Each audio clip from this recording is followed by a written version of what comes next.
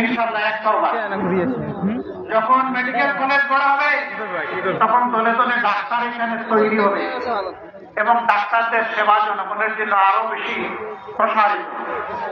তখন আমরা specialised hospital করার চিন্তা করতে পারবো।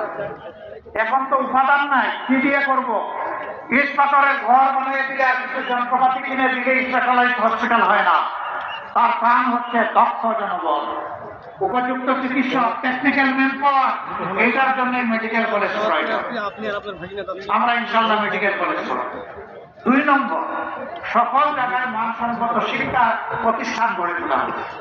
শিক্ষা জাতির মেরুদণ্ড, মেরুদণ্ড ঠিক হলে জাতি ঠিক, মেরুদণ্ড ঠিক নাই জাতি এলোমেলো। আমরা সেই শিক্ষাটা ইনশাআল্লাহ আমাদের সন্তানদেরকে দেবো। এখানে কথা দিচ্ছি, একটা সন্তানও বাদ যাবে না ইনশাআল্লাহ। সে যদি গরিবের সন্তান হয় ওরেই আগে খুঁজে বের করবো, কারণ তার মা বাবা অতটা সচেতন না। আমরাই হব তার মা বাবা ইনশাআল্লাহ। ওরে ধরে এনে সস্তে আমরা ঢুকাই দেব স্কুলে। 5 বছর বয়স পর্যন্ত সকল শিশু বিনামূল্যে চিকিৎসা পাওয়ার অধিকার রাখে সরকারের কাছে, তা নিশ্চিত করা হবে ইনশাআল্লাহ।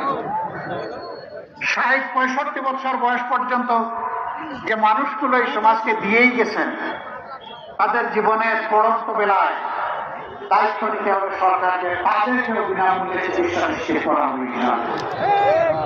মাঝখানে যারা আছে, যারা নিজেরাই পারবেন তারা কুলাবেন, যারা পারবেন না তার দায়িত্ব নিতে হবে সরকার। এইভাবে একটা সমন্বিত চিকিৎসা ব্যবস্থা ইনশাআল্লাহ আমরা গড়ে তুলব।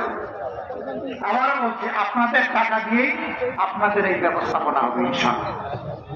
বলবেন আমরা কোথায় টাকা দিই, আমরা তো ট্যাক্স দিই না। কে বলছে? প্রতিদিন আপনারা ট্যাক্স দেন, ডাল, চাল, নুন,